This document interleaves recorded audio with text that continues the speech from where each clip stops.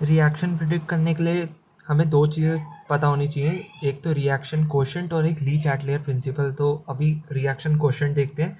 At any stage of reaction other than equilibrium ratio of concentration of product and concentration of reactant is called reaction quotient.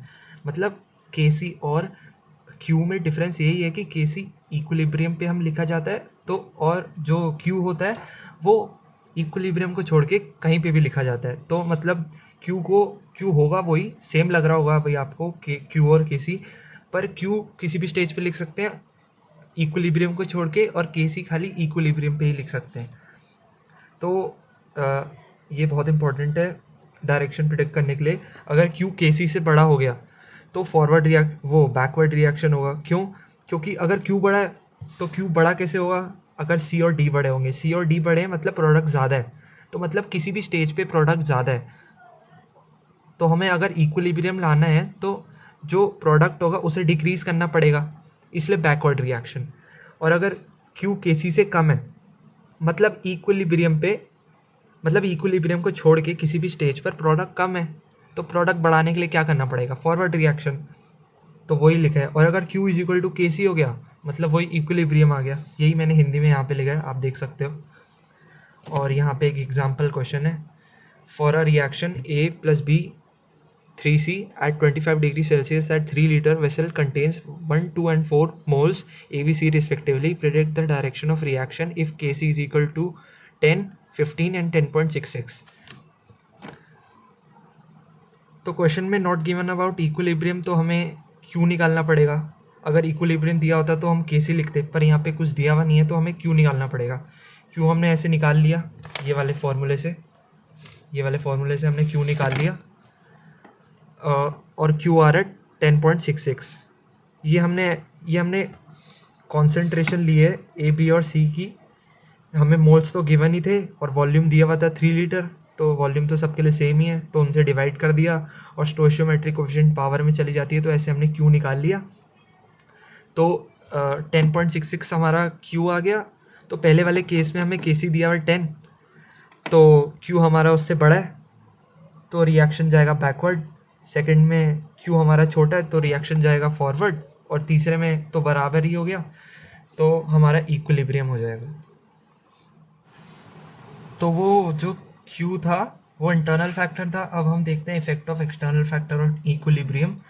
तो उसके लिए हमें ली Chatelier principal पढ़ना पड़ेगा, और उसका बस सिंपल सा मतलब यही है कि जो हो रहा है उसका उल्टा कर देगा।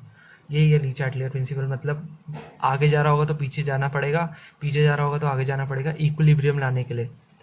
तो 5-6 इफेक्ट होंगे। पहला इफेक्ट है इफेक्ट ऑफ कॉन्सेंट्रेशन, जैसे ए और बी ये है रिएक्शन, तो केसी क्या होगा? बी बाई ए।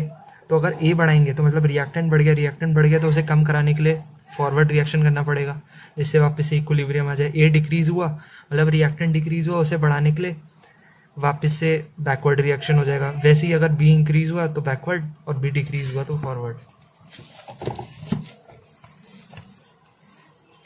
वैसे ये इसमें एक एग्जांपल है, ए गैसियस प्लस सी सॉलिड, उससे बनता है बी गैसियस।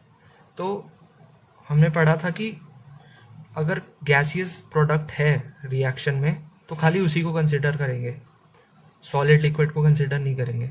पर अगर गैसियस प्रोडक्ट एक भी नहीं है तो सॉलिड या लिक्विड को कंसिडर करेंगे। पर यहाँ पे गैसियस है इसलिए सॉलिड को कंसिडर नहीं करेंगे। तो सॉलिड की अगर कॉन्सेंट्रेशन बढ़ाएं या घटाएं उससे कोई चेंज नहीं होगा इक्विलिब्रियम पे।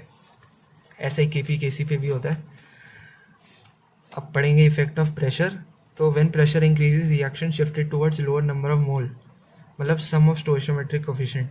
मतलब जहाँ पे स्टोइशियोमेट्रिक कोएफिशिएंट का सम कम होगा वहाँ पे रिएक्शन शिफ्ट होगा जब हम प्रेशर बढ़ाएंगे। क्योंकि वो जब प्रेशर बढ़ाते हैं तो मतलब जगह कम हो जाती है, तो ज़्यादा मोल होंगे तो उनकी सर्वाइबिलिटी कम होगी, और अगर कम होंगे तो उनकी सर्वाइबिलिटी ज़्यादा होगी।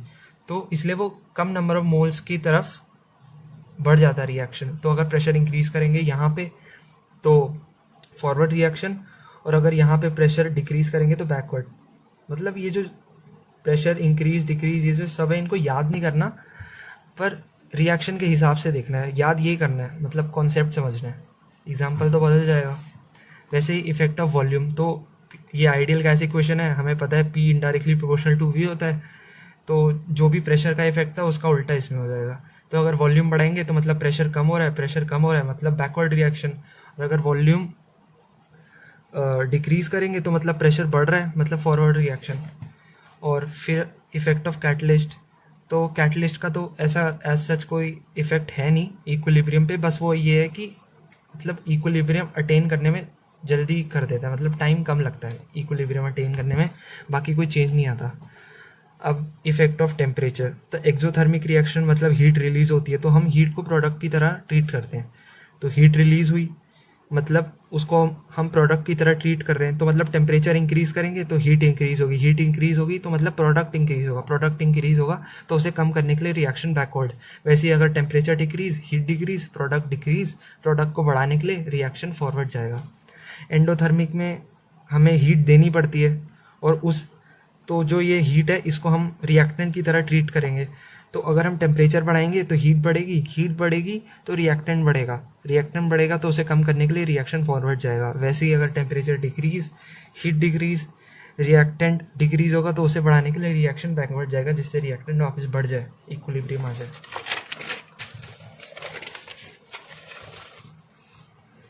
अब effect of addition of inert gas या इनर्ट मटेरियल। यहाँ पे कॉन्सेप्ट ये है कि इनर्ट मटेरियल का मतलब ये नहीं होता, मतलब जैसे नोबल गैसेस उन्हीं का मतलब इनर्ट मटेरियल नहीं होता।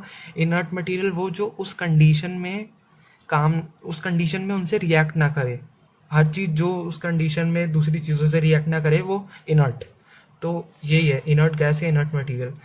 तो इसके दो केस होंगे, eight constant volume at constant pressure. ये मुझे भी थोड़ा टफ लगा था, तो आपको बस यही पढ़ना है कि अगर एट कांस्टेंट वॉल्यूम देख रहे हैं तो एन तो कांस्टेंट रहेंगे, क्योंकि इनर्ट मटेरियल रिएक्ट तो करेगा नहीं, तो जो पहले थे वही बाद में भी मोल्स तो वही रहेंगे, तो एन कांस्टेंट है।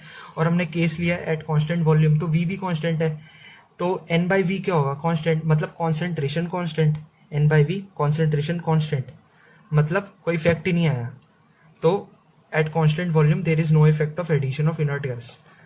और फिर दूसरा केस है एट कांस्टेंट प्रेशर। प्रेशर पे एट कांस्टेंट प्रेशर जब हम वो इनर्ट मटेरियल डालेंगे तो मोल्स तो बढ़ेंगे नहीं तब भी, क्योंकि इनर्ट मटेरियल तो रिएक्ट नहीं करता, पर वॉल्यूम तो बढ़ जाएगी ना, क्योंकि हमने कांस्टेंट वॉल्यूम वाला केस तो लिया नहीं, तो वॉल्यूम बढ़ जाएगी, मोल्स वही हैं, मतलब एन बाई वी करते हैं हम कॉन्सेंट्रेशन के लिए, वॉल्यूम बढ़ गई तो मतलब कॉन्सेंट्रेशन कम हो गई, तो कॉन्सेंट्रेशन बढ़ाने के लिए रिएक्शन जाएगा हाइयर मोलर साइड की तरफ। तो at constant pressure effect of addition of inert gas is that reaction shift toward higher molar side, यही है जिससे कॉन्सेंट्रेशन वापस से कांस्टेंट हो जाए। ये नोट कर लेना कि अगर डेल्टा एन जी ज़ीरो है, मतलब डेल्टा एन जी क्या होता है, product of sum of gaseous product minus sum of gaseous reactant, अगर ये ज़ीरो है तो मतलब के पी के सी बराबर हो जाएंगे, के पी के सी बराबर हो जाएंगे तो कोई इफेक्ट ऑफ प्रेशर नहीं लगेगा, कोई वॉल्यूम का इफेक्ट नहीं लगेगा, ना एडिशन ऑफ इनर्ट गैस का लगेगा कोई इफेक्ट। अब हम फिजिकल इक्विलिब्रियम की बात करते हैं, application of Le Chatelier principle on physical equilibrium. तो जब हम प्रेशर बढ़ाते हैं, इसमें कॉन्सेप्ट ये है कि जब हम प्रेशर बढ़ाते हैं तो जो रिएक्शन होता है वो कम वॉल्यूम की तरफ शिफ्ट हो जाता है। कम वॉल्यूम भी कह सकते हैं या हाइयर डेंसिटी भी कह सकते हैं, क्योंकि density is equal to mass upon volume, तो वॉल्यूम कम तो डेंसिटी ज़्यादा, क्योंकि प्रेशर इंक्रीज करने से वॉल्यूम डिक्रीज होती है ना, तो मतलब वही, तो कम वॉल्यूम की तरफ रिएक्शन चले जाता है अगर प्रेशर बढ़ाओ तो फिजिकल इक्विलिब्रियम में। तो जैसे एग्जांपल H2O लिक्विड से H2O गैस बन रही है, इसमें से वॉल्यूम किसकी कम होती है, लिक्विड की, तो प्रेशर बढ़ाएंगे तो रिएक्शन जाएगा बैकवर्ड, प्रेशर डिक्रीज करेंगे तो रिएक्शन जाएगा फॉरवर्ड। ये थोड़ा इंपॉर्टेंट एग्जांपल है कि अगर H2O सॉलिड है और H2O लिक्विड है, तो अभी तो हमें लग रहा होगा कि सॉलिड की वॉल्यूम तो ऑब्वियसली लिक्विड से कम होगी, पर ऐसा नहीं है, क्योंकि हमें पता है कि आइस फ्लोट्स ऑन वाटर, तो H2O सॉलिड आइस ही तो है, तो आइस फ्लोट्स ऑन वाटर, तो वो फ्लोट करती है मतलब उसकी डेंसिटी कम है, डेंसिटी कम है मतलब वॉल्यूम ज़्यादा है, तो वॉल्यूम ज़्यादा है तो मतलब प्रेशर बढ़ाएंगे तो रिएक्शन बैकवर्ड नहीं जाएगा, फॉरवर्ड जाएगा, मतलब ये स्पेशल केस है। और अगर प्रेशर डिक्रीज करेंगे तो बैकवर्ड जाएगा। और अगर एक और एग्जांपल लेते हैं, सल्फर सॉलिड और सल्फर लिक्विड, प्रेशर डिक्रीज करेंगे तो यहाँ पे रिएक्शन बैकवर्ड जाएगा, क्योंकि हर केस में सॉलिड का वॉल्यूम लिक्विड से कम नहीं होता, खाली वाटर में ऐसा होता है।